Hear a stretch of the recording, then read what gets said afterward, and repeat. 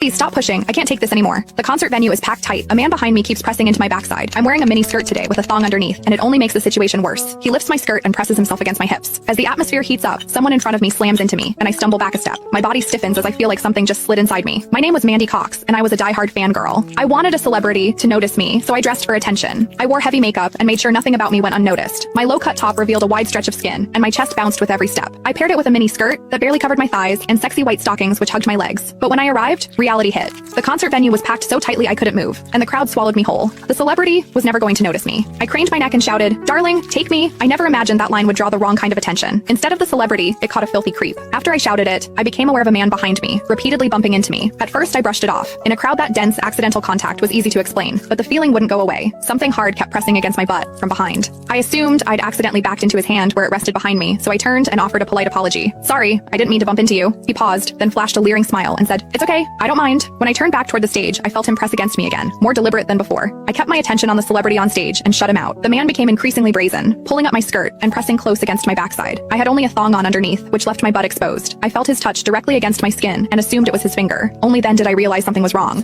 The pressure was warm and solid in a way a finger could never be. My mind lurched as the truth hit me. In the 20 years of my life, this was the first time a man had ever molested me. Fear surged through me, sharp and overwhelming, and my body reacted with an instinct to flee, but there was no way to move. The concert floor was packed wall to wall, leaving me stuck where I stood. I drew myself tight, bracing as if tension alone could keep the fear out. As I did, my hips closed around the man's so-called finger, trapping it between my cheeks. An unfamiliar sensation followed, and warmth rose to my face. What confused me was that I didn't recoil from it. There was a muted comfort to it, and against my will, it sparked a faint sense of expectation. The man behind me seemed to take it as a signal. He moved in closer, repeating the motion until the intrusion was unmistakable. I had lived a sheltered life as a college student, and now I was being toyed with by a stranger while surrounded by people. Shame surged within me without warning. I felt the urge to sob, but my throat closed, and my voice deserted me. Worse still, the pressure forced my thong inward and sent a restless, prickling discomfort through my body that wouldn't fade. A quiet, involuntary sound escaped me, and the embarrassment followed instantly. I gathered myself and strained to suppress it, holding it down until my throat tightened. The blaring music and the screams around me drowned everything out. With every eye fixed on the stage, no one was aware of what was happening to me. At the same time,